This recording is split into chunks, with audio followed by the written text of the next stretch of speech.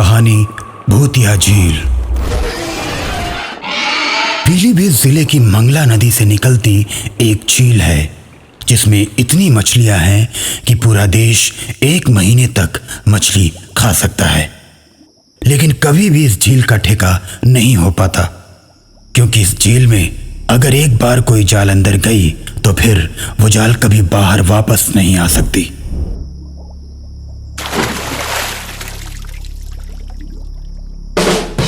बहुत से ठेकेदारों ने इस झील से मछली मारने की कोशिश की, लेकिन हर बार उनकी जाल अटक जाती और कई मछुआरे मारे जाते। तब से इस झील का नाम भूतिया झील पड़ गया।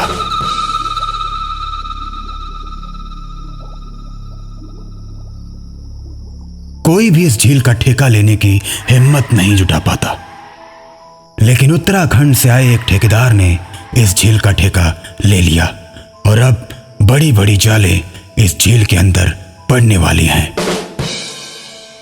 झील का ठेका होते ही आसपास के लोगों में बात होने लगती है।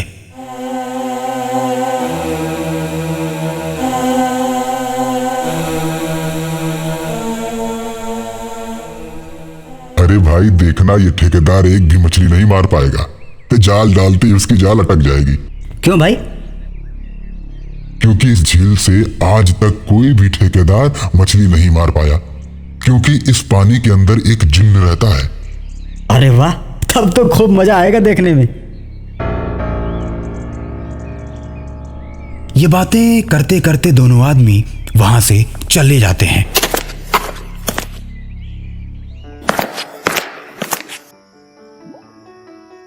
दोस्तों, लोगों का कहना है कि इस झील से कोई मछली नहीं मार सकता, लेकिन हम सबको दिखा देंगे कि मछली हम ही मारेंगे।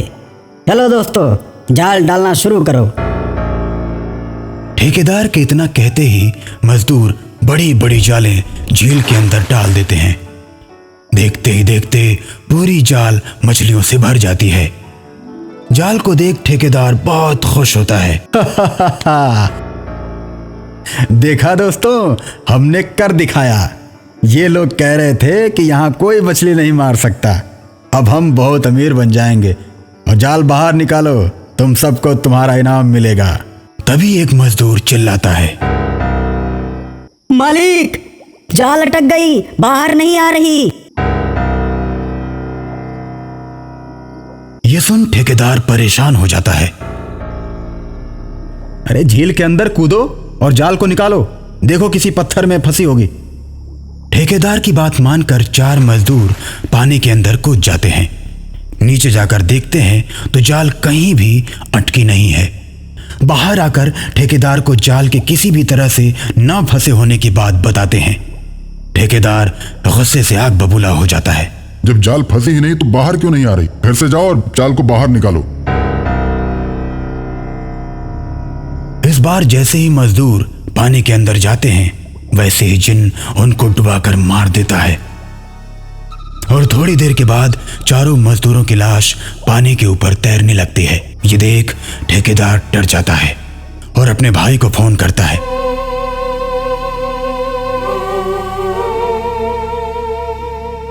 भाई, जल्दी से तांत्रिक बाबा को ये सारी बात बताकर उन्हें जल्दी से लेकर आओ। यहाँ जरूर किसी न किसी भूत का साया है जो जाल को रोक के रखा है। ठेकेदार का भाई तांत्रिक को लेकर आता है। तांत्रिक झील के किनारे बैठकर ध्यान लगाता है और थोड़ी देर ध्यान लगाने के बाद उठता है तो ठेकेदार से कहता है, ये कोई छोटा मोटा भूत नहीं है, ये जिन्न है, जिन्न। ये इतनी आसानी से नहीं मानने वाला। मैं हवन शुरू करता हूं और तुम लोग जाल डालो पानी में।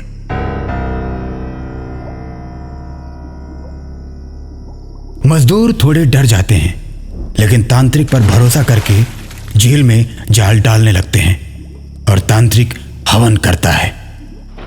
फिर अचानक से झील का पानी उछलने लगता है। बड़ी बड़ी लहरें उठने लगती हैं और लहरों के बीच से जिन्न प्रकट होता है। तांत्रिक, तू मुझे झील से हटाने आया है? हाँ, क्योंकि तुमने इस झील पर कब्जा करके रखा है और न जाने कितने लोगों को तुमने मारा है। अब मैं तुम्हें यहां से भगा कर रहूंगा। मैं अपना बदला पूरा कर रहा हूं। जब तक मेरा बदला पूरा नहीं हो जाता मैं इस झील से नहीं जाऊंगा। जिन्न की बात सुनकर तांत्रिक समझ जाता है कि इसके साथ जरूर कुछ हुआ है। तुम लोगों को क्यों मार रहे हो और इस झील से मछली क्यों नहीं पकड़ने देते? नहीं बताऊंगा। जिन्न बताने से मना कर देता है।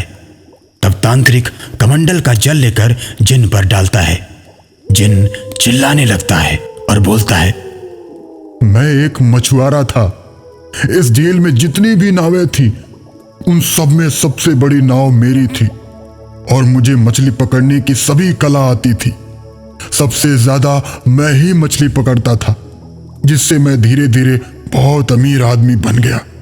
लेकिन मेरे दोस्त मछुआरों को मेरी अमीरी देखी नहीं गई और सबने मिलकर मुझे जाल में बांधकर इसी झील में डुबो दिया और तब से यहीं जिन्न बनकर रहता हूं और जो भी यहां मछली पकड़ने आता है उसको मार देता हूं। इसमें मुझे खुशी मिलती है। जिन्न की बात सुनकर तांत्रिक गुस्से से भर जाता है। लेकिन निर्दोष लोगों को मारने का हक तुम्हें किसने दिया? तुम यहां से चले जाओ। मैं यहां से कहीं नहीं जाऊंगा तांत्रिक।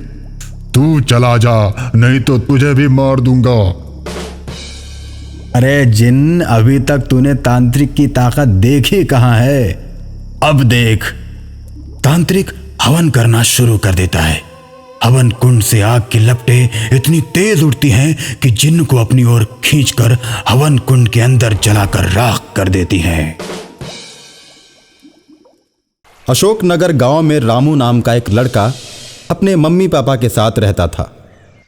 रामू पढ़ाई लिखाई में बहुत तेज था। वो अपने माँ बाप का इकलौता था, इसलिए उसके माँ बाप उसे बहुत प्यार करते थे। हालांकि वे बहुत गरीब थे, फिर भी रामू की हर ख्वाहिश को पूरी करते थे। गांव में रामू के बहुत से दोस्त थे और सभी के सभी अमीर घर से थे। वो सभी अच्छे अच्छे कपड़े पहनते, अच्छा खाते और तो और पढ़ाई लिखाई के लिए जिस चीज़ की भी ज़रूरत होती झट से उनके सामने आ जाती। सभी बच्चे अपने घरों में कुर्सी मेज़ पर पढ़ा करते थे, लेकिन रामू के पास पढ़ने के लिए कुर्सी मेज़ नहीं था। एक दिन रामू उदास बैठा हुआ था। रामू की माँ ने रामू को पहली बार उदास देखा तो उसकी उदासी का कारण पूछा। बेटा रामू, तुम उदास क्यों हो? नहीं मम्मी, मैं उदास नहीं हूँ। रामू की माँ समझ गई कि जरूर कोई बात है, लेकिन रामू मुझे बता नहीं रहा है। ऐसा सोचकर रामू की माँ ने फिर रामू से पूछा तो रामू ने अपने दुखी होने का कारण माँ को बताया। रामू की बात सुनकर उसकी माँ कहती है, अच्छा, तुम्हें पढ़ने के लिए कुर्सी मेज चाहिए? बस इतनी छोटी सी बात। चलो तुम्हारे लिए आज ही कुर्सी मेज ले आते हैं। रामू अपने मम्मी पापा के साथ जाकर कुर्सी मेज खरीदता है और उसे अपने कमरे में रखकर पढ़ने के लिए बैठ जाता है। कुर्सी पर बैठते ही एक ही झटके में सारी पुस्तकें उसको याद हो जाती हैं और अगले ही दिन जब वो स्कूल में जाता है तो स्कूल के शिक्षक उसकी प्रतिभा को देखकर आश्चर्य में पड़ जाते हैं। एक रात में इतना बदलाव कैसे हो गया? स्कूल के प्रिंसिपल रामू के मम्मी पापा को स्कूल में बुलाते हैं और पुरस्कृत करते हुए पूछते हैं कि आखिर आपने ऐसा क्या कर दिया जो रामू एक ही रात में पढ़ने में इतना तेज हो गया?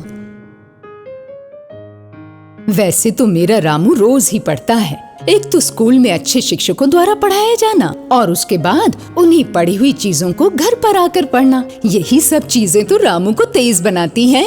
और उस रात रामू फिर से पढ़ने के लिए कुर्सी पर बैठता है। रामू के बैठते ही कुर्सी अपने आप हिलने लगती है। रामू डर कर कुर्सी से नीचे गिर जाता है। कुर्सी का एक पाया रामू के सीने पर आ जाता है और रामू के सीने में दर्द होने लगता है।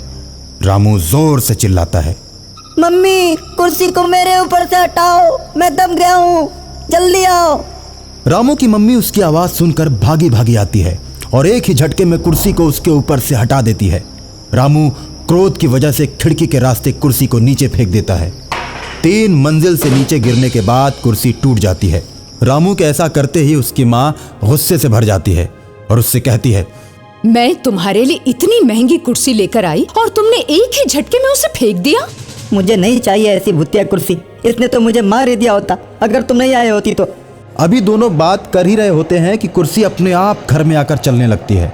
चलती हुई कुर्सी को देखकर रामू के साथ साथ उसकी माँ भी डर जाती है और उस दुकानदार के पास जाती है जहाँ से उन्होंने कुर्सी खरीदी थी। दुकानदार के पास पहुँचने के बाद कहती हैं, भैया आप अपनी कुर्सी वापस ले लो। बहन जी, बिका हुआ माल वापस नहीं होता। ठीक है, मुझे पैसे भले मत दो मगर ये कुर्सी ले लो, मैं ये कुर्सी वापस नहीं ले जाऊंगी। और इतना कहकर रामू की माँ कुर्सी को छोड़कर चल देती है। लेकिन घर आते ही वे दोनों देखते हैं कि कुर्सी छत के ऊपर लगी हुई है। इतना देखकर राजू गुस्से से लाल हो जाता है और कुर्सी में आग लगा देता है। आग लगते ही कुर्सी के बीच से एक भूत प्रकट होता है और कहता है, मैं आग से जलने वाला नहीं हूँ, मेरे शरीर में आग ही आग भरी हुई है। मुझे आग में ही जलाकर मारा गया था। तुम्हारे पापा ने मुझे कुर्सी में बांधकर आग लगा दिया था। मैं एक आतंकवादी था। पुलिस मेरा पीछा कर रही थी। मैं तुम्हारे घर में घुस गया था और अंदर से दरवाज़ा बंद करके पुलिस पर गोलियां चलाने लगा। बहुत सारे पुलिस वालों को मैंने मार दिया था, लेकिन जब मेरी गोलियां ख़त्म हो गई तो तुम्हारे देशभक्त पापा ने मुझे कुर्सी में बांधकर आग से जला दिया। तभी से मैं बदले की भावना से जल रहा हूँ और अब मैं अपना बदला पूरा करके ही मानूंगा। जिस तरह मेरी बीवी और बच्चे मेरे अभाव में तड़प रहे होंगे, उसी तरह तुम दोनों को भी मैं तड़पाऊंगा। इतना कहने के बाद वो भूत कुर्सी के रूप में बदल जाता है। रामू की मम्मी सारी घटना को फोन पर अपने पति से बताती है और कहती है, आप सावधान रहना और घर पर मत आना। फोन पर पत्नी से सारी बात सुनने के बाद रामू के पापा रास्ते में ही एक तांत्रिक के पास जाते हैं। तांत्रिक को सारी घटना के बारे में बताते हैं। घटना के बारे में सुनने के बाद तांत्रिक बाबा कहते हैं, तुम यहाँ से सीधे बाजार जाओ और जो जो मैंने सामग्री बताई है सब बाजार से खरीद कर लाओ। उसके बाद मैं तुम्हारे साथ चलता हूँ। रामू के पापा तांत्रिक द्वारा बताई गई सभी सामग्रियों को खरीदते हैं और बाबा के साथ अपने घर की तरफ चल देते हैं। तांत्रिक घर के बीचों बीच एक हवन कुंड बनाता है और भूत को पास बुलाने के लिए साधना शुरू कर देता है। ओम ऐं क्लीं ओम फट स्वाहा। ओम ऐं क्लीं ओम फट स्वाहा। आंख मूंद कर तांत्रिक के 3-4 बार मंत्र पढ़ते ही कुर्सी तांत्रिक के पास आने लगती है। कुर्सी को अपनी तरफ आता देख तांत्रिक कुर्सी को मंत्र के द्वारा बांध देता है और उसके बाद कुर्सी के अंदर से भूत बाहर आता है। पर भूत के बाहर आते ही उसके हाथ और पैर को तांत्रिक मंत्रों द्वारा बांध देता है और राजू के पापा से कहता है, ये आग में जलने वाला नहीं है, इसे मिट्टी के नीचे दबाना होगा क्योंकि इसका नाम अब्दुल करीम है। कब्र में दफनाने के बाद ही इसकी आत्मा शांत होगी। तांत्रिक और राजू के पापा मिलकर उसे कब्र में दफना देते हैं और उसके बाद कुर्सी भी गायब हो जाती है।